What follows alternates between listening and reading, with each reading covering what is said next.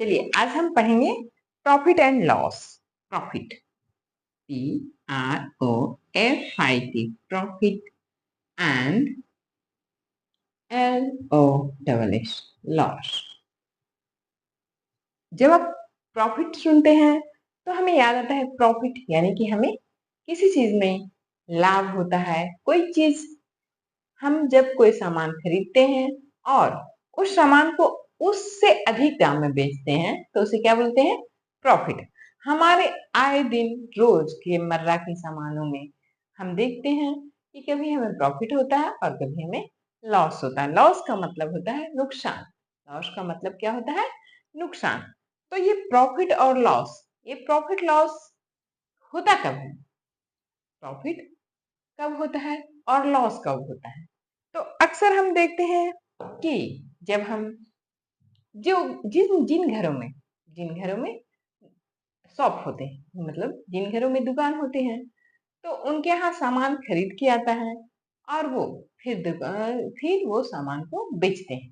जैसे एक होलसेलर के यहाँ से सामान को खरीदते हैं बड़ी मात्रा में और फिर वो उसे आम पब्लिक में उसे बेचते हैं। आम पब्लिक में उसे बेचते हैं।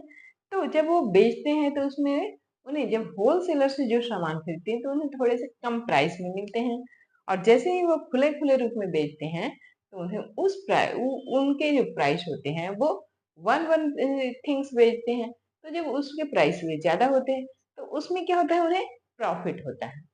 कभी कभी क्या होता है कि सामान लाते ले जाते सामान खराब हो जाता है। तो जब सामान खराब हो जाता है तो उस समय उस सामान जो खराब हो गया उसकी मार्केट में डिमांड नहीं रहती है। खराब सामान को हम क्यों लेंगे? तो जब हम खराब सामान को नहीं लेंगे तो जो दुकानदार होलसेलर के यहाँ से आपने लाया है उसे रास्ते में किसी कारणवश सामान बर्बाद हो गया, खराब हो गया, तो वो जो नुकसान हुआ, वो दुकानदार का जो नुकसान हुआ उसे कॉस्ट प्राइस तो लगा, मतलब वो खरीदा तो लेकिन वो सेल नहीं कर पाया, या फिर सेल भी कर रहा है तो अब जो खराब सामान है उसे कम दाम में बेच रहा है। तो जब कम दाम में बेचा है यानी कि जो उसका कॉस्ट प्राइस है, कॉस्ट मतलब खरीदने का मूल्य, कॉस्ट मतलब खरीदने का मूल्य और सेल मतलब बेचने का मूल्य। तो जो कॉस्ट प्राइस है, कॉस्ट प्राइस अधिक होगा और सेलिंग प्राइस कम होगा। जब कॉस्ट प्राइस जो खरीदने का मूल्य होगा वो कम होगा और हम बेच रहे हैं वो अधिक होगा तो हमें क्या होगा? प्रॉफिट होगा। और कॉस्ट प्राइस अधिक रहेगा और सेलिंग प्राइस कम रहेगा तो हमें क्या होगा? लॉस होगा, यानी नुकसान होगा। तो इसी को हमें पढ़ना है प्रॉफिट एंड लॉस में। तो जब हम प्रॉफिट एंड लॉस पढ़ते हैं तो हमको सबसे पहले जानना होता है cost price and selling price. Cost price क्या होता है और सेलिंग प्राइस। तो हमने अभी देखा कि कोई भी चीज, जैसे कि हमने ये पेन खरीदा, इस मार्कर को या इस पेन को मैंने खरीदा, इस पेन को मैंने 50 रुपीज में खरीदा और मैं इस पे अगर प्रॉफिट कमाना चाहती हूँ, मैं इसे बेचकर प्रॉफिट कमाना चाहती हूँ, मैं जितना प्रॉफिट कमाना चाहती हूँ, बाय द वे मैंने इसे 50 रुपीज में खरीदा तो इसका कॉस्ट प्राइस क्या हो गया? कॉस्ट प्राइस हो गया 50 रुपीज। मैं इसे प्रॉफिट कमाना चाहती हूँ कितना? 10 रुपया। मैं इससे प्रॉफिट 10 रुपीज कमाना चाहती हूँ। रुपीज का सिंबल हमेशा नंबर से पहले होता है, जो रुपीज जितने रुपीज होते हैं उसके नंबर से पहले लिख दीजिए। अब मैं इस पेन के साथ 10 रुपए का प्रॉफिट कमाना चाहती हूँ तो मैं क्या करूंगी? इसे मैं 50 रुपीज में खरीदी हूँ तो मैं इसे 60 रुपीज में बेचूंगी। मैं इसे जब 50 रुपीज में खरीदी हूँ, इसका कॉस्ट प्राइस 50 रुपीज है और मैं इसमें प्रॉफिट कमाना चाह रही हूँ, यानी कि मैं इसे जब बेचूंगी तो इसकी जो सेलिंग प्राइस होगी, ये जितना मैं प्रॉफिट कमाना चाहती हूँ उसमें ऐड कर दूंगी। यानी कि अब हम इसका सेलिंग प्राइस ढूंढेंगे। Selling price, price equal to क्या होगा? Cost price. इसे इस प्रकार भी लिख सकते हैं, कॉस्ट प्राइस दोनों का short form plus profit, plus profit. जब हमें प्रॉफिट हो रहा है तब, जब हमें प्रॉफिट हो रहा है तो सेलिंग प्राइस क्या होगा? ये cost price plus profit, cost price plus profit. Cost price मतलब कि क्या हुआ? जो खरीदने का मूल्य है, हमने इसे 50 रुपीज में खरीदा, तो ये इसका कॉस्ट प्राइस है। बच्चे बार बार कंफ्यूज हो जाते हैं, इसे बार बार समझिए। इसको हिंदी में भी समझ सकते हो कि जो खरीदने का मूल्य है, इसे हिंदी में बोलते हैं क्रय मूल्य। जो हम खरीदते हैं उसे क्रय मूल्य बोलते हैं, और जिससे बेचते हैं वो होता है उसका विक्रय मूल्य। जिस दाम में जो सेलिंग प्राइस है उसका हिंदी होता है विक्रय मूल्य, और जो कॉस्ट प्राइस होता है उसका होता है क्रय मूल्य। तो जो क्रय मूल्य होता है वो 50 रुपीज हो गया। क्रय मतलब खरीदना। जो ये क्रय हो जाता है, ये विक्रय हो जाता है, इसमें बच्चे कंफ्यूज होते हैं।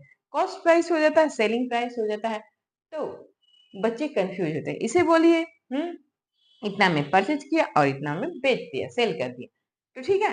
तो कॉस्ट प्राइस इसका क्या हो गया 50 रुपीज, और इसमें प्रॉफिट कमाएंगे तो हमको हो गया cost price plus profit equal to क्या हो गया, कॉस्ट प्राइस हमारा 50 रुपीज है प्लस हमारा प्रॉफिट हम 10 रुपीज का कमा रहे, तो हमारे पास कितने रुपीज का 60 रुपीज हो गए। कितने रुपीज हो गए 60 रुपीज, यानी कि जो सेलिंग प्राइस है, जो सेलिंग प्राइस हो गया वो कितना हो गया रुपीज 60।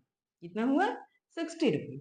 जो इस पेन को पे हम अगर मैं प्रॉफिट कमाना चाहती हूँ 10 रुपीज और इसका कॉस्ट प्राइस है 50 रुपीज, तो इसकी सेलिंग प्राइस में कितना रखूंगी 60 रुपीज। कितना रखूंगी 60 रुपीज।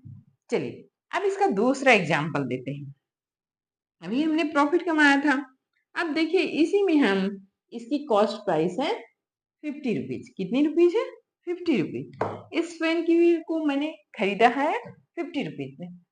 हो सकता है कि जब ये मार्केट में आ रहा होगा या फिर जब मैंने इसे खरीदा, मेरे पास रखे हुए ये इसके क्या हो गया, कुछ पार्ट डैमेज हो गए। इसके कुछ पार्ट क्या हो गए डैमेज हो गए, या तो ये डिसकलर हो गया या फिर कहीं से दब गया।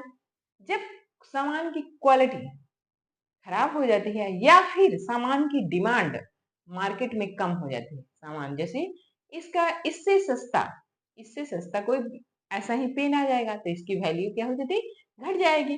तो अब जब इसको मैं बेची तो क्या हो गया नुकसान हो गया मेरा। कितने रुपए का 10 रुपए का। मतलब कि मैं इसका सेलिंग प्राइस कितना हो गया,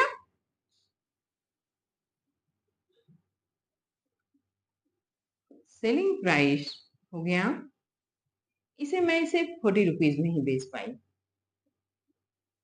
इस पेन को मैं खरीदी थी कितने में 50 रुपीज में। इस पेन को मैंने खरीदा 50 रुपीज में, और जब मैं मार्केट में इसे बेचने गई तो ये कितने रुपए में बिका 40 रुपीज में। अब जब सेलिंग प्राइस कम हो, जो बेचने का मूल्य है वो कम है और खरीदने का मूल्य ज्यादा हो, सेलिंग प्राइस कम है मतलब कि 40 रुपीज है, और कॉस्ट प्राइस अधिक हो। कॉस्ट प्राइस मतलब जो खरीदने का मूल्य है वो अधिक हो। हमने इसे 50 रुपीज में खरीदा और इसे बेचा 40 रुपीज में, यानी कि हमें इसमें क्या हो रहा है नुकसान हो रहा है, लॉस हो रहा है। इसमें हमें क्या हो रहा है लॉस हो रहा है। तब जब आप देखिए सबसे पहले आप मूल्यांकन करिए कि कॉस्ट प्राइस अधिक है कि सेलिंग प्राइस अधिक है। अगर कॉस्ट प्राइस अधिक है और सेलिंग प्राइस कम है तो हमें नुकसान होता है, हमें लॉस होता है। और जैसे ही कॉस्ट प्राइस कम होता है और सेलिंग प्राइस अधिक होता है, यानी कि हमें क्या होता है प्रॉफिट होता है। तो अब यहाँ देखिए इसमें क्या हो रहा है कॉस्ट प्राइस 50 रुपीज है और सेलिंग प्राइस 40 रुपीज है, यानी कि हमें लॉस हो रहा है। लॉस इक्वल टू, अब लॉस का फॉर्मूला क्या होता है, तो देखिए जिसमें जो हमें लॉस निकालना है मतलब हमें कितने रुपए का, तो cost price minus selling price क्या होगा, cost price minus selling price, मतलब कि इसे है क्रय मूल्य घटा विक्रय मूल्य, क्रय मूल्य घटा विक्रय मूल्य। अब देखिए यहाँ कॉस्ट प्राइस का मतलब हो गया 50 माइनस 40 इक्वल टू 10 रुपीज। कितने हो गए 10 रुपीज इक्वल टू 10 रुपीज, यानी कि लॉस कितने रुपए का हो गया रुपीज 10। कितने रुपीज का हो गया 10 रुपीज का। लॉस कितने रुपीज का हो गया 10 रुपीज का। तो इस प्रकार हमने लॉस को समझा और प्रॉफिट को समझा। हमने इसे क्या समझा लॉस को हमने जब समझा, लॉस का मतलब है कि कॉस्ट प्राइस अधिक है और सेलिंग प्राइस कम है। कॉस्ट प्राइस अधिक है और सेलिंग प्राइस कम है, प्रॉफिट का मतलब होता है कॉस्ट प्राइस कम है और सेलिंग प्राइस अधिक है। कॉस्ट प्राइस कम है और सेलिंग प्राइस अधिक, मतलब जो कम पहले हो रहा है, जो कम पहले मतलब हम पहले खरीदेंगे तब तो बेचेंगे। जो कम पहले होता है अगर उसका दाम अधिक है और बेचने का काम बाद में हुआ है, उसका दाम कम हो गया यानी कि हमें नुकसान हो रहा है। और जो कम पहले जो काम हमने किया मतलब कि सबसे पहले खरीदा उसका दाम कम रहेगा और जो वो काम मैं खरीदने के बाद बेचूंगी उसका दाम अधिक रहेगा यानी कि हमें क्या हुआ, प्रॉफिट हुआ। तो अगले वीडियो में हम पढ़ेंगे कुछ क्वेश्चन इसके सॉल्व करेंगे प्रॉफिट एंड लॉस के, ठीक है। और हमने अभी कॉस्ट प्राइस और सेलिंग प्राइस को समझा। अगली वीडियो में हम और एक्सप्लेनेड फॉर्म में पढ़ेंगे कि क्या होता है कॉस्ट प्राइस, क्या होता है सेलिंग प्राइस।